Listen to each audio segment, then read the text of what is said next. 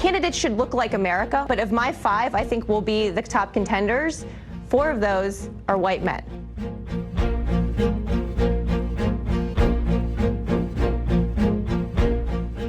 What we're looking at is a gigantic field of Democratic candidates. We've never seen a field before where we had multiple women running against multiple men. I always go, what do they look like up on stage against Trump? He's large, he has a great presence. Those sort of nonverbal cues are important. Likable, authentic, electable. I want red flags to be going off in your head every time you see them. Joe is Joe. I think that's his strength. He's a likable guy. I think Bernie Sanders did great. He was believable. He was likable. When Elizabeth Warren announced, the first question that she got asked was, are you likable enough? They're creating a sexism defense because they can't accept the fact that some of the women that are running as Democrats are unlikable people. Politico was accused of sexism for an article saying that you aren't likable. I'm sorry I'm not young and pretty like Donald Jackass Trump. When Kirsten Gillibrand announced, the very first question that she got asked was, I think a lot of people see you as pretty likable. The next one I want to point out is authenticity. Authenticity, it's a good thing, right? It's somebody being true to themselves. Pete Buttigieg has the staying power because he's an outsider.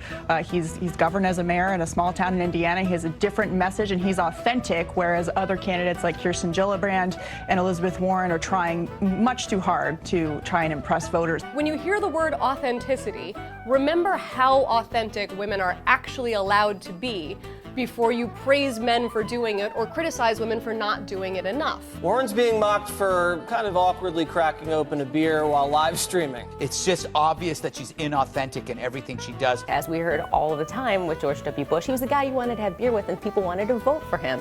And I think maybe Elizabeth Warren took that pretty literally in that last video. Electability is the last one that just has to die.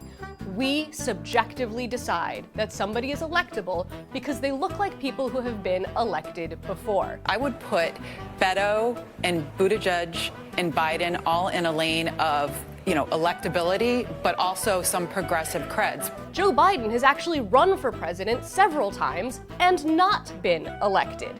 But we are used to seeing a candidate that looks like him and saying that's somebody who could be president. Senator Kamala Harris, she is facing questions about her heritage. Her mother is Indian, her father is Jamaican, but the senator says that she will always identify as a black woman. Kamala's walking an even tighter tightrope than the rest of the women. She's a woman of color, she's a black woman running for president. What do you say to the people questioning the legitimacy of your blackness? It's just not the same, let's follow her around the clock and see what she feels and thinks in the same way that it is with a Beto or even a Biden. What's a candidate known for climbing onto counters do to kick it up a notch?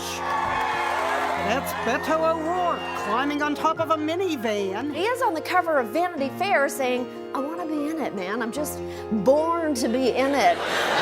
To which every woman who's ever run for office said, quote, yeah. This is not about bad men in media. What we're seeing instead is the men and women involved in this conversation are part of the same sexist structure that we all are. There's these things that we're used to seeing, and I think that we need to just break out of what we think leadership looks like and what we think a president looks like. We've never had a woman president, so we can't tell you what she looks like. It means that the criticism comes a lot faster, a lot quicker, the purity tests are a lot harder. You have to admit, running for president as a man is so much more fun, right? Because as a woman, you have to bring extra homework, right? Elizabeth Warren calculated 2 cents on every dollar over 50 million. Kamala is breaking down the statistics on maternal mortality as it relates to race and class, but a dude can just come and be like, yeah, I'm just gonna wing it.